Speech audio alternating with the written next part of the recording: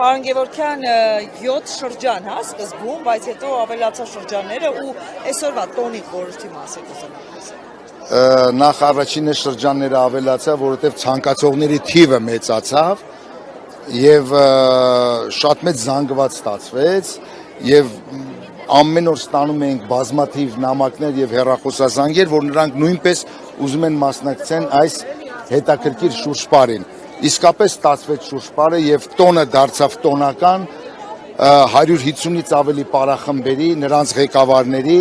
եւ մասնակիցների շնորհիվ։ Հայկական որ պարերն եք ընտրել։ Մենք հայկական ժողովրդական պարերը բաժանվում են պարզ եւ բարդ պարաձևերի, ինչպես տեսակ մենք ընտրել էինք պարզ պարաձևերից 3 հրաշալի նմուշներ, պարանմուշներ, առաջինը դա հարս խանեներ, ծիսական, հարսանեկան ծիսական պարեր, որ հարսին տնից հանում են, երկրորդը դա մեր հայտնի ժողովրդական քոչարի պարներ եւ երրորդը կարոտ ժողովրդական պարներ։ Իսկ որևէ սկզբունքով ընտրվել են պարերը։ Պարերը ընտրվել են նախ եւ առաջ, որ շրջանով լինեին դրանք, որ նաեւ մասնակիցների համար հեշտ լիներ սովորելը եւ հետո նպատակը նա էր, որ եւ ձեռքերի դրությունները եւ շարժումների դրանք խորհրդանշեին որոշակի սիմվոլիկ նշանակություն ունեցող պատկերներ եւ բոլոր պարերի մեջ դրանք զգացվում է, եթե նայեք վերևից։ Փորձ քանի անգամ եք արել, թե այստեղ են եղել։ Նախապես պարերը նկարահանվել են, ուղարկվել են բոլոր մասնակիցներին, 4000-ից ավելի մասնակիցների, երաժշտությունները ձայնագրվել է ստուդիայում եւ ես արդից օգտվելով նաեւ ուզում եմ շնորհակալություն հայտնեմ պարարվեստի գործիչների միությանը, պարարվեստի միությանը, ժողովրդական արվեստների երգի եւ պարի ազգային կենտրոնին,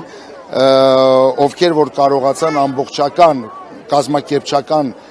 արդյունքում ստանալ այսպիսի հրաշալի տոնական օր։ Պարոն Գևորգյան, ստացաք այն ինչի մասին պատկերացնում եք։ Այո, եթե անկեղծ ասեմ, ստացվեց, որովհետև շատ դժվար է մեկ օրվա մեջ 4000 հոգի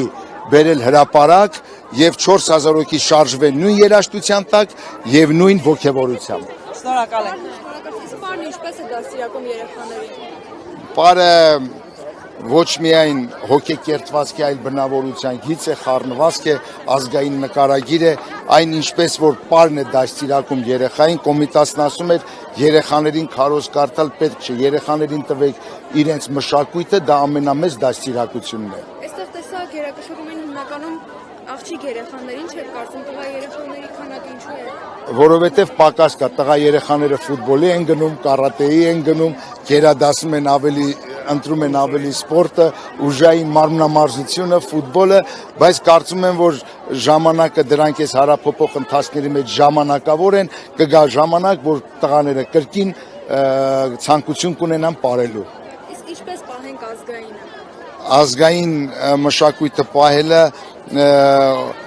մեր հոգեկերտվածքն է, ինչպես նշեցի, ազգային խառնվածքն է, նիստուկացն է, այսպիսի միջոցառումներով է վերաիմաստավորվում մեր վաղվա օրը, սա ամենակարճ ճանապարհն է ազգային պարը